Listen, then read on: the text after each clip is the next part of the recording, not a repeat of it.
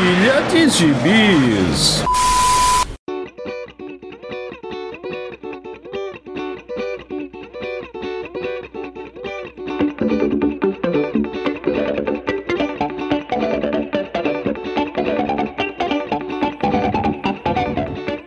E aí, jagunçada, bem-vindos a mais uma edição do Pilha de Bis, o seu podcast semanal do site Arte Final. Acesse lá www.artefinalhq.com.br para todas as edições do Pilha de Bis, dos Sete Jagunços, do Omniverso, do A Pilha do Aranha e do Avante Vingadores. Nós estamos também em todas as redes sociais, é só procurar por @artefinalhq no Twitter, no Instagram e no YouTube. E nós estamos também no Deezer, no Spotify, no iTunes, no Google Podcasts, no seu agregador de podcasts favorito e agora também no Orelo. Caso você ainda não tenha um agregador de podcast favorito, eu te aconselho a experimentar o Orelo, que ele acaba também ajudando e nos remunerando por cada audição que você faz por lá. Então, considere nos ajudar assim. Aliás, caso queira nos ajudar, além de comprar seus gibizinhos pelos nossos links da Amazon, você também pode nos mandar um Pix de qualquer valor para o e-mail artefinalhq@gmail.com. Eu sou o Marcos e comigo hoje Maurício Dantas. Digo-vos sim. Olha aí. Já treinou o seu português empolado, Maurício Dantas? Olha, digo-vos, pois, sexto posto, contudo, outro sim, que não. Daqui a pouco você tá mandando Mesóclis e aí eu tô achando que vou achar que eu tô gravando com o Temer. Profeilheia, tais Mesóclises. Mas eu não tô aqui com meu crucifixo, meu alho, não tô com apóstolos, aí não ia ser possível gravar com tamanha entidade. Não, mas aí com a comparação horrorosa, é melhor me comparar com um morto-vivo mesmo, um zumbi qualquer. Não, morto-vivo, as más línguas diziam há um tempo atrás que você tinha ido de Vitor Azambuja. Eu fui de arrasta pra cima, mas eu voltei. Mais ou menos, né? Um pezinho lá, um pezinho aqui. Mas diga, Maurício Dantas, o que você leu esses dias, depois que tivemos algumas falhas, né, ultimamente, mas diga-me aí, o que você leu ultimamente? Inclusive, gostaria de começar com essa nota aí de desculpas, né, aos nossos ouvintes, que isso nunca aconteceu com a gente antes. Falhar uma vez é normal, mas a segunda vez que a gente falha é preocupante, né? Procure seu médico, né? Eu procuraria. A pilha do Marquito não sobe mais no feed. Questões, veremos nas próximas semanas. A pilha do Vitor não sobe, né? É verdade. A pilha do Aranha não sobe. O Omniverso, então? O Omniverso... São crises infinitas Omniversos. Faz tempo que a gente não consegue gravar 2 sem tirar, né? Sete Jagunços também já foi. O que sustenta esse podcast agora é o Pilha e o Avante Vingadores. Pois é verdade. O que eles dois têm em comum? Eu. Horrível mesmo. Mas sim, eu gostaria de começar falando de um gibizinho aqui que está começando agora. Como diria você, Marquito, de forma muito original. No nosso momento capa variante, né? Saudoso. Só finado também, né?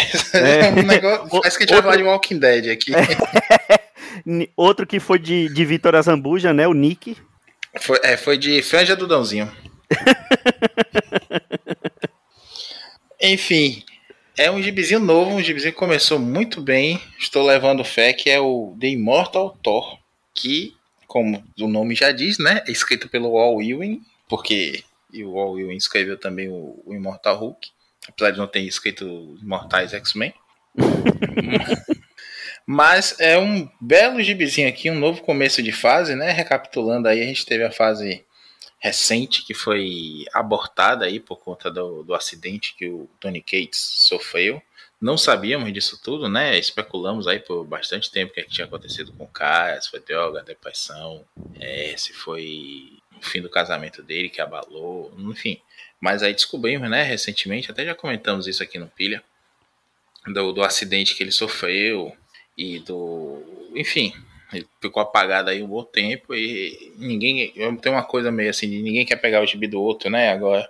Uma coisa quase que autoral nos mainstreams que não dá pra entender, mas acabaram com o run dele, a Torunn Grønbekk, que é uma escritora muito boa, inclusive, que assumiu ali o gibizinho do Thor e terminou alguns plots dele. E agora vem essa nova fase, né? Logo em cima, assim, nem deixar descansar. Escrita pelo Al Ewing, com arte do... Não sei a pronúncia, é Martin Coccolo. E cores do Matt Wilson. Com capas do sempre presente agora, né? Eu acho que o Alex Ross tá trocando de carro aí, ou tá com o filho na escola, porque ele tá fazendo capa toda hora agora. O Quarteto Fantástico é dele, e esse do Thor também é dele. E lembrando, as contas né, não param, né? Fazer... E nos Estados Unidos não tem SUS, né? Ele tá ficando velhinho, vai ter que pagar agora as contas também. Pois é. As contas médicas. E esse é um gibizinho que começou muito bem. Você leu, Marcos? Só para adiantar aqui o papo. Eu li e eu confesso a você que eu tive que reler, porque eu li quando a gente estava marcando a gravação, que não aconteceu na outra semana, por isso tivemos essa falha no seu feed. Foi até você que me sugeriu de falar de Immortal Thor.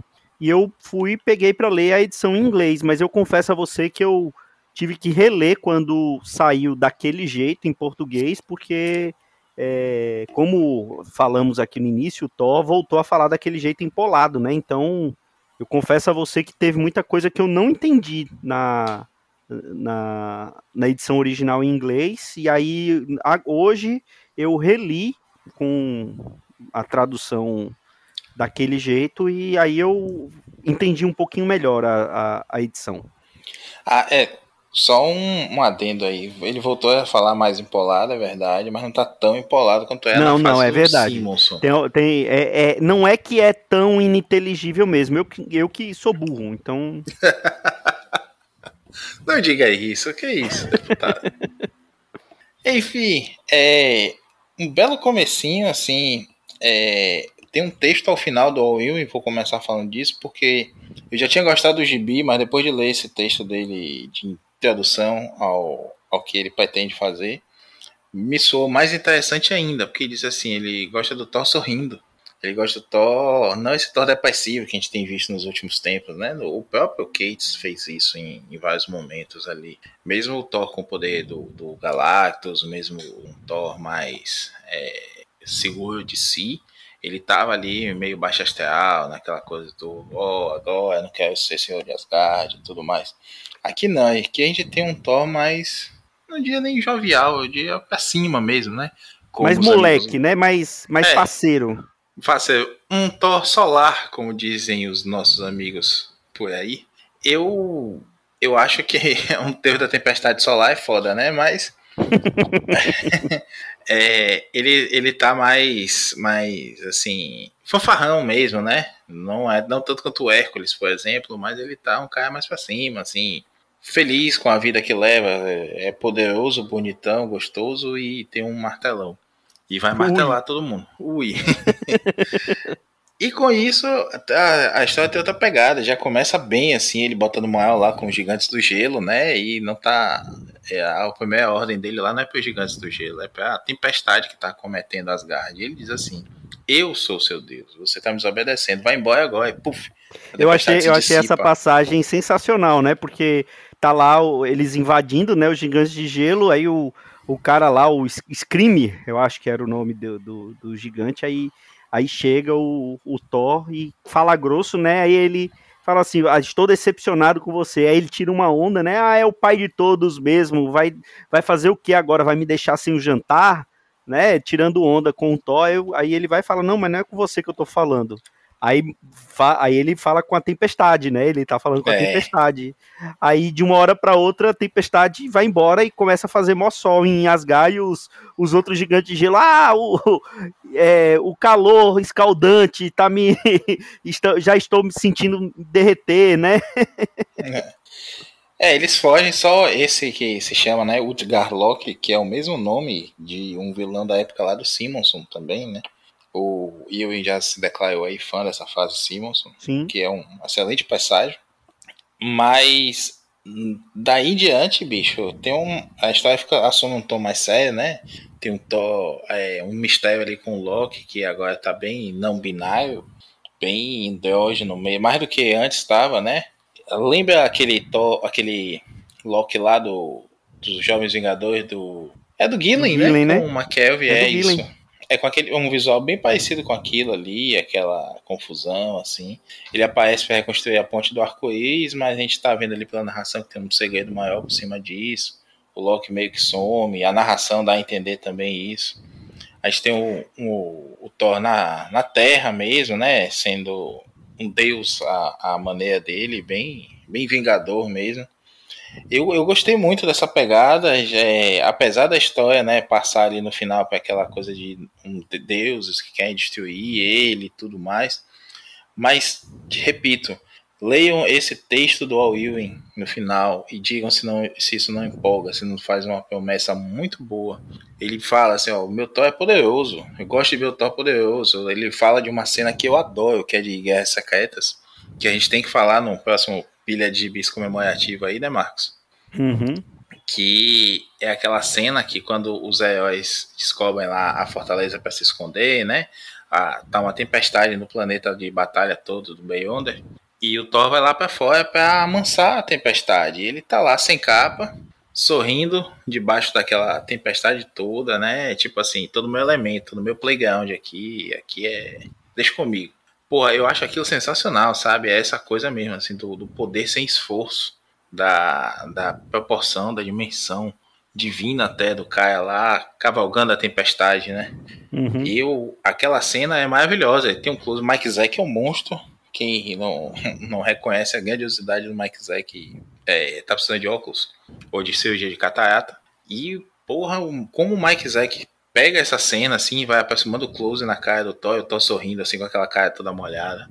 É a versão Marvel daquele vídeo do cara branquelo sem camisa na tempestade, lembra? Uhum. É muito legal, assim, como ele vê esse Thor. E já no finzinho do gibi mesmo aparece uma ameaça, né, gigantesca, derruba avião, mata a gente, destrói a Estátua da Liberdade.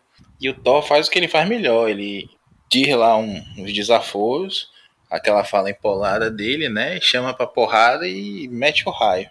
Não vai ser um Thor que apanha, pelo visto, assim, até tomar um cacete aí, porque a gente tá vendo que esses deuses aí sombrios, tá parecendo deus pra caramba na Marvel. Tem até a minissérie dos deuses do Hickman agora, né? Sim. Mas esse é o novo panteão que promete aí, né, mexer com esse novo ano do Thor. Eu gostei, eu acho bacana assim que o desenhista tem essa pegada aí desse efeito que o Alex Ross bota na capa, que tá aí na vitrine do podcast de hoje, que é um raio assim como se estivesse fazendo o Thor brilhar de dentro para fora também. E tá isso na capa e tá no traço do Martin Coco, sei lá. E o gibi é bonito, assim, e eu ainda acho o Nick Klein, que é o que tava na fase do Cates, um desenhista melhor. Sim. Um desenhista com uma pegada mais a nórdica até, assim, mas o Martin Coco tá bem na história. Somente quando aparecem esses deuses sombrios aí, a tempestade, o efeito de computador é forte, mas não briga com a arte, não. É bem presente, mas não tá prejudicando a arte, não.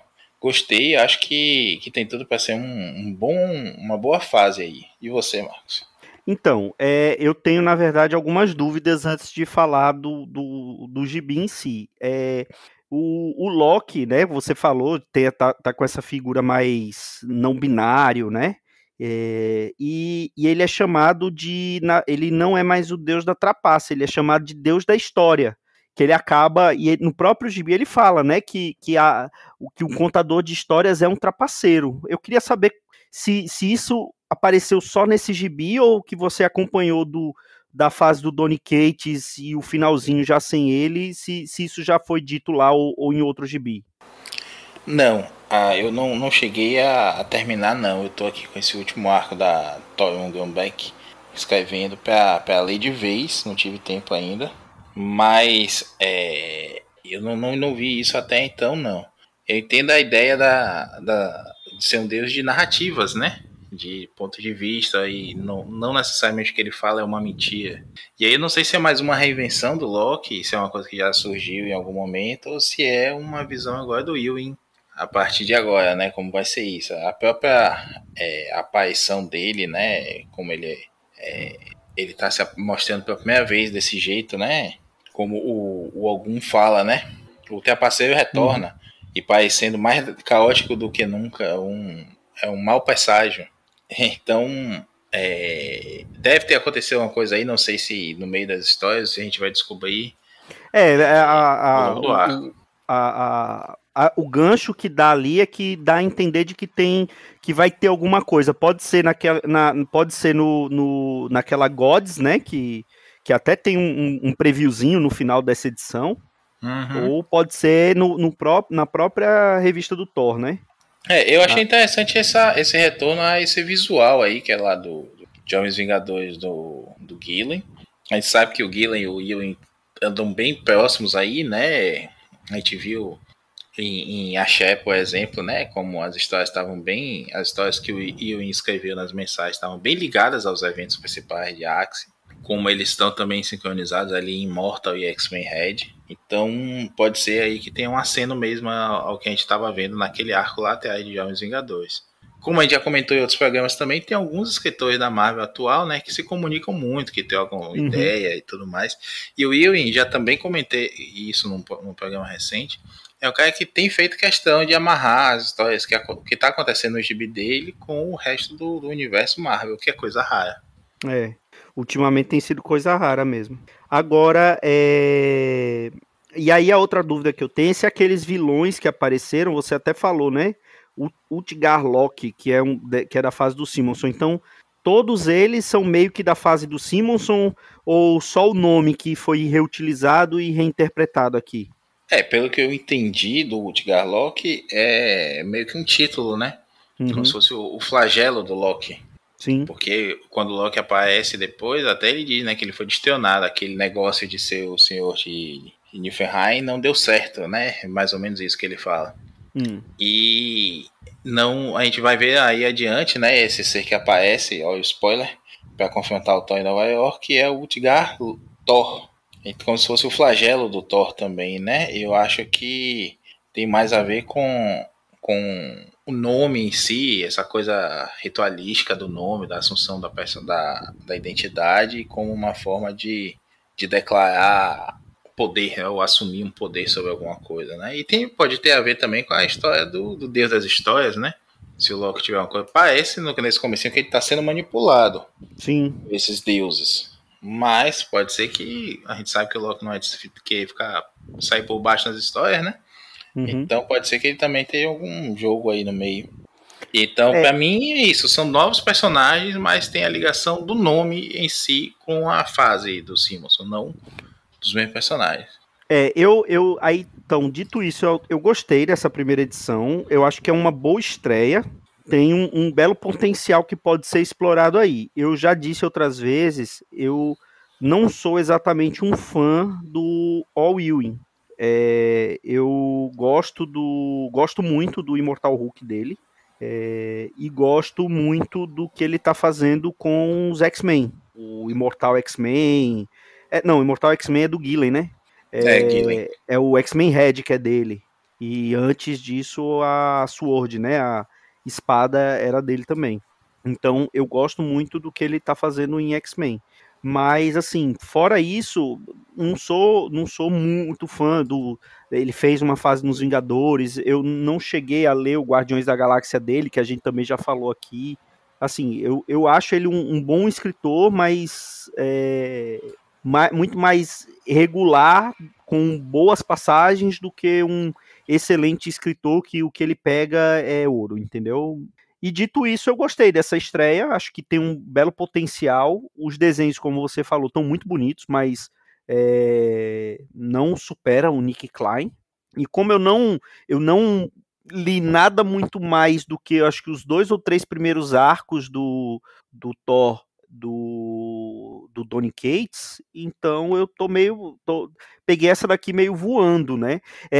Eu particularmente, essa prática que já nem é mais tão recente na Marvel, que muitos não gostam de quando muda a equipe criativa, zera o título, e meio que começa de novo, eu não acho de toda ruim, porque é realmente um belo ponto de partida, e no meu caso, se eu fosse começar a ler, não fosse uma número 1, eu muito provavelmente não iria pegar para ler. Mesmo aconteceu com os Vingadores do Jed McKay, eu não li eu não terminei de ler os Vingadores do Aaron, aí peguei para ler os primeiros números dos Vingadores do McKay, que futuramente vamos falar aqui também. Então, eu acho que é um belo ponto de partida, e fora que, assim, hoje em dia está muito mais fácil da gente conseguir descobrir o que aconteceu anteriormente para chegar naquele ponto do que era quando a gente começou, né? A gente falou disso quando a gente falou dos primeiros gibis de X-Men que a gente leu, hoje é muito mais fácil de você procurar saber, porque afinal de contas tem podcasts como o nosso, como o Pilha, que vai orientar, que vai falar o que aconteceu antes, né? Para poder você tá bem orientado. Então, é um gibi que, se eu não esquecer, eu vou continuar lendo, porque o ruim de você pegar para ler Scans, tem uma hora que você esquece, pelo menos eu sou assim. São 2 comentários aqui. Eu em parte concordo, acho que o Ewing é bom, mas não pinto ele com essa genialidade que o povo tem que pintar, né? Quando gosta do escritor agora, não basta ser bom, tem que ser sensacional, foda pra caralho, maravilhoso, ou então uma porcaria total. E eu vou no caminho do meio aí, eu acho que ele é um bom escritor. Concordo, não gosto de tudo que ele escreveu, não. Eu acho que ele repete alguns temas que ele tenta emplacar até que não são bacanas, mas eu gosto de coisas dele, assim, quando ele viaja na batatinha, assim, com os defensores dele, com aqui, pô, esqueci o desenho. Tropa Alpha, né? Foi Tropa Alpha, foi o Ultimates que ele fez, né? Aqueles Vingadores lá. Foi, ele fez Ultimates, na verdade. Uhum. Só que um Ultimates no universo Marvel regular, né? É um Supremos sem ser Supremos, né? Uhum. Que é uma equipe poderosíssima, né? Quase que um authority do bem ali da Marvel, né? Que não, mais que vai se ligar mais em coisas cósmicas mesmo, né? O Marvel Azul, a Photon, né? A Mônica Rambeau, eles vão atrás de Galactus, eles revertem o Galactus ali. O Galactus, ao invés de ser um devorador de mundos, ele é um personagem que dá vida a mundos, né? Ele fica laranja com azul, invertida, né? As cores. Fica assim por um tempo, enfim. Ele dá umas aloperas bacanas, assim, isso eu acho legal. O Defensores dele, tô até para comentar desse gibi, eu acho que eu comentei do primeiro. Eu tenho um segundo para terminar de ler para comentar também, com a arte do Javier Rodrigues, que é o mesmo de A História do Universo Marvel, que é um puta desenhista. Então quando ele vai para essa coisa mais louca, assim, mas que puxa a essência dos personagens, fala da cronologia e tudo mais, eu gosto. Não é bem um Mark Waid, assim, né, nesse saber reinventar, mas vai bem.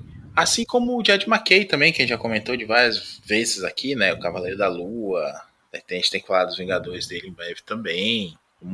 Enfim, são bons escritores competentes, que você vai pegar ali, vai ler aquelas 20, 25 páginas e vai dizer isso, pô, curti. Vai ter momentos, né? Como por exemplo X-Men Red, em Sword também, que aquilo ali vai ser o melhor gibi do mês. E tem outras vezes que não vai ser só uma ediçãozinha bacana, bem caracterizada e tudo mais. O Ewing, eu já falei isso lá quando a gente falou dos Guardiões dele, tá fazendo um Ewing inverso, né, dentro da Marvel, com alguns temas, alguns personagens que aparecem sempre. Ele botou o Nova, aquele personagem que ele gosta muito, né? Ele botou Nova nos Guardiões da Galáxia, ele já tá botando Nova ali lá nos X-Men, né? Nos X-Men Red e tudo mais. Então, são umas coisinhas assim que ele faz também que eu acho que tem uma continuidade bacana que pode garantir coisa boa no futuro. E a outra coisa que eu ia falar é que eu concordo com você, Marcos, dessa coisa da numeração. Eu acho que essa numeração legado que a Marvel colocou na capa, né, é uma puta solução. A DC meio que copiou também, né? Porque desse jeito você continua acompanhando do jeito que você quiser, você sabe qual é a ordem, como for. Mas esse número 1 vai estar em novos leitores. Recentemente a gente falou do Flash do Jamie Adams, que é bem legal, tá saindo agora pela Panini. E ele começa no meio da numeração, que a DC reassumiu as numerações antigas de alguns gibis. O Flash, principalmente, que ia chegar na 800, né? E aí o van do. Já esqueci até que número é, mas o van do Jaime Adams começa na 723, eu acho.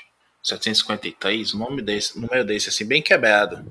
Eu acho que é 753. Ele não fica tanto tempo assim no título, não. É que 723 seria foda, 80 edições quase. Mas sim, ele fica pouco tempo mesmo, é verdade. E várias vezes a gente falava pra galera, né, ó, leia essa fase, é legal, não sei o que. Aí mesmo de galera da nossa idade, que lê a nossa tempo, como o Joel mesmo perguntou umas 2 vezes, né? Ou foi você, Marcos, que perguntou, né? Em que número que começa? E outros amigos também de fórum, de MBB e tudo mais, que. Em que edição começa? Não sei o que, você corre pra ler. Não, mas faz dizer assim, ó. É o número 1 de 2022, pronto. E aí a pessoa bota Flash 2022 em qualquer Read Comics, em qualquer Get Comics, em qualquer site desse de scan aí, e vai achar o gibizinho. E a numeração clássica, né, tá lá também no número legado, o que é bacana. É verdade. É verdade. Vai ter uma mudança agora, porque no caso do Flash, porque vai começar a equipe criativa nova na número 800, né? Aí já fica mais fácil de achar, mas fora isso, realmente é complicado. Mas aí, já que você falou de um gibi novo, que tem bastante potencial, eu quero falar não só de um gibi antigo, que quando foi anunciado, eu quero falar de um selo, na verdade, que quando foi anunciado, eu lembro que provocou muitos suspiros nos nerds, nos gibizeiros, provocou suspiros, mas que, na minha opinião, se provou um peido n'água, que é aquele selo O Universo de Sandman, que prometia ter uma curadoria do próprio Neil Gaiman, né? Era a retomada do universo dos personagens ali ligados de alguma maneira ao Sandman ou ao sonhar ou a criações do Neil Gaiman, mas que no final não foi essas coisas todas, né? Teve o título O Sonhar, que eu lembro que tinha os desenhos da Bilquis Evelyn, então eram uns desenhos muito bonitos. Teve um revival do título do Lúcifer, do Livros da Magia, teve também do Casa dos Mistérios e Hellblazer. E esse Hellblazer foi, eu acho que o único que eu não li de todos esses títulos, e eu li recentemente o último volume que saiu dos Livros da Magia. E é interessante porque, apesar de supostamente ter uma curadoria do Neil Gaiman nesses títulos, na sua maioria eram escritores mais ou menos desconhecidos, ou pelo menos eu não conhecia. Talvez o mais conhecido deles seja o Simon Spurrier, que, salvo engano, ele fez o Sonhar, justamente. Ele fez o Sonhar com a Bilquis Evelyn e, inclusive, é o novo escritor do Flash, né? A gente falou aí do Jaime Adams saindo, é o novo escritor do Flash. É verdade, não me lembre disso, porque eu lembro que eu odiei o Sonhar, só o desenho da Bilquis que valia, e eu normalmente não gosto das histórias escritas pelo Simon Spurrier, então não me lembre disso. Mas no caso do Livros da Magia, que é o que eu quero exemplificar aqui, ele é escrito pelo David Barnett e tem desenhos do Tom Fowler e arte final do Craig Tayleffer. Nunca ouvi falar de nenhum deles. E tem as cores da Marissa Louise. Eu não conheço nenhum deles, nenhum desses daqui desse quarteto. E para falar a verdade, do Livros da Magia, o que eu li de Livros da Magia foi só a minissérie original, né, escrita pelo Gaiman, que foi a introdução do personagem, e os livros do Harry Potter. É a única coisa que eu li de Livros da Magia até hoje. mas conheço mais ou menos a história do personagem, né?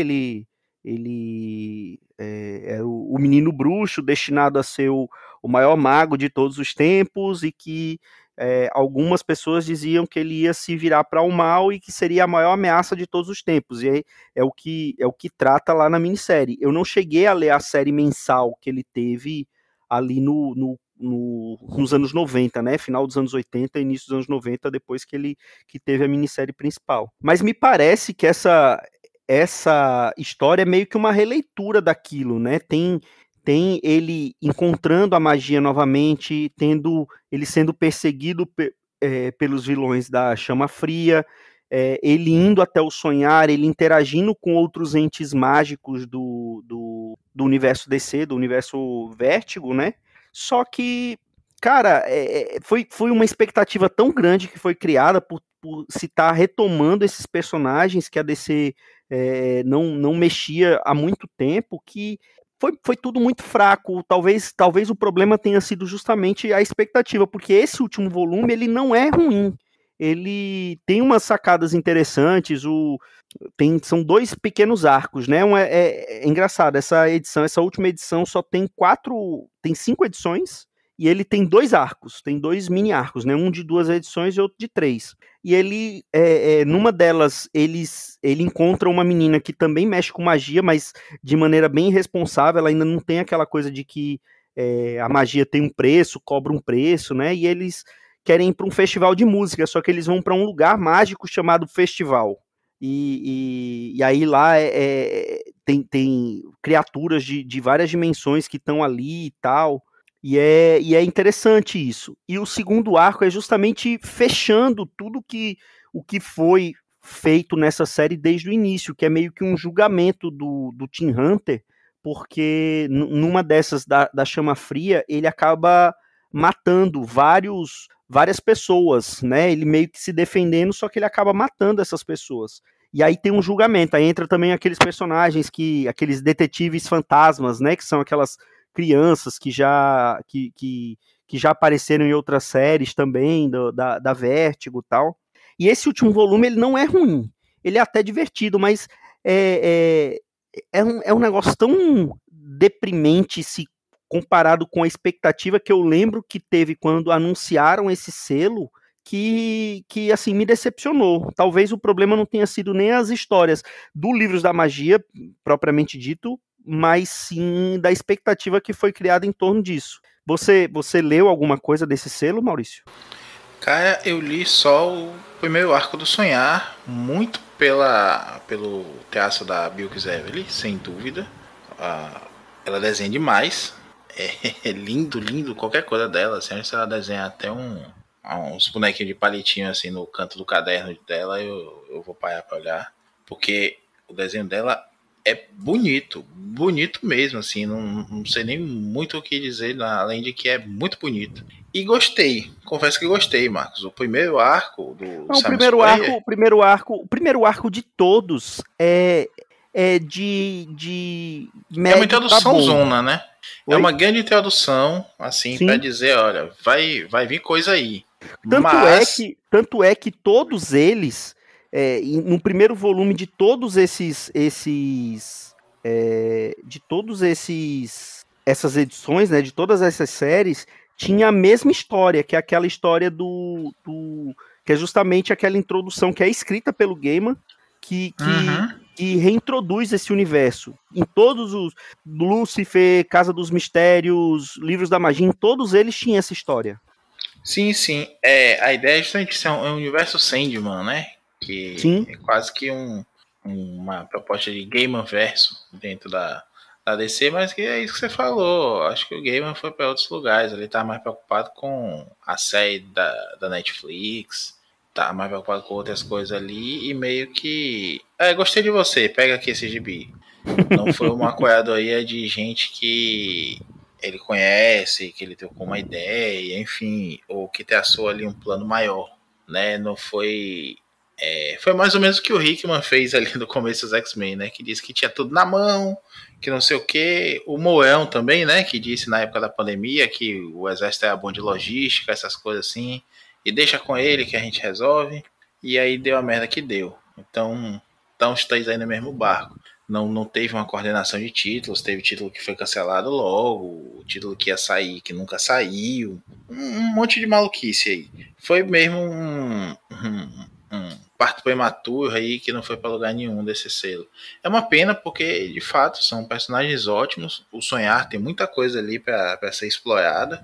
Livros da Magia, maravilhoso, é um belo gibizinho. Eu ainda tenho a minha mini aqui da época da editora Globo, que foi quando saiu pela primeira vez em 4 volumes, em formato americano. Sim. Escapei de comprar a versão toda mal traduzida da Panini de alguns anos atrás, capa dura e tradução pelo Google, que fica trocando toda hora o nome dos personagens, né? E não faz referência, não tem um asteriscozinho ali explicando quem é o quê. Enfim, tinha que arranjar um jeito de xingar a Panini aqui, né? Nunca mais. Eu não acho podia que fazer isso com o Thor, né? Já que o Thor ainda não foi publicado, então. Posso reclamar desde já que vai ser publicado do jeito errado, né? Ao invés de fazer TPzinhos, vai botar em mensal com certeza, tipo esse crime, esse aborto editorial que sair o Melhor do Mundo do Wade com o Dan Moore num gibi mix. Vitor Ajambuja, nosso finado amigo, está aí mais cedo no WhatsApp reclamando disso, né? Não vale a pena você ler. E sabe o que é pior? Quando começar a sair o Titãs do Wade ou o Shazam, eles vão publicar de outra maneira. Não vão nem colocar no mesmo mix desse daí para poder ficar redondinho. Capaz de sair um novo título só para eles empenharem mais história ruim de backup, né? E vender por 20 conto. Mas enfim, é uma grande oportunidade perdida mesmo. Acho que tem bons desenhistas, até as capas são lindas, enganam mesmo da vontade de você lê-las. Mas Pastel de Vento é a melhor definição, porque não foi para lugar nenhum. É verdade. E é uma pena, porque eu acho que teve vários daqueles selos que a DC lançou na mesma época que não teve muita continuidade, né? Porque teve o WonderCon, que era o selo do Bendis, né? Que saiu Justiça Jovem, o Super Gêmeos, a Naomi, né? Teve aquele selo do Gerard Way também, né? Que teve algumas coisinhas, mas que teve o que seria o selo Wildstorm, que seria pelo Ellis, né? Mas aí teve todo o problema lá com o Ellis e não foi pra frente, né? Enfim, mais um gibi, ou mais um selo que te prometia bastante e não foi pra lugar nenhum. Prometia muito e não entregou nada. Foi de... Não vou fazer outra piada com o cabelo do Dãozinho, não. É melhor ter uma ausência de piada, assim como tem ausência de cabelo do Dãozinho. É verdade. Acho que é isso, né, Maurício Dantas? Sim, salvamos mais uma semana. Pois é.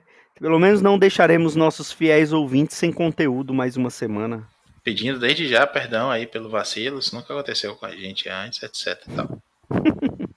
Então é isso. Até a próxima semana. Quem sabe será? Hein, Maurício Dantas? Ou não, né? Ou não.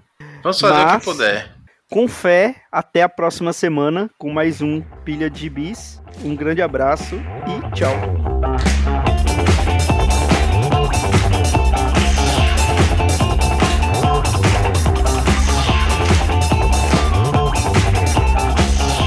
Foi o Pilha de Gibis, mais um podcast com o selo dos cabras de qualidade do Arte Final. Gostou do que ouviu aqui? Compartilhe e acesse o site, tem muito mais conteúdo de qualidade esperando por você. Vai comprar seus gibis na Amazon? Compra acessando os nossos links, você vai ajudar a manter esse trabalho.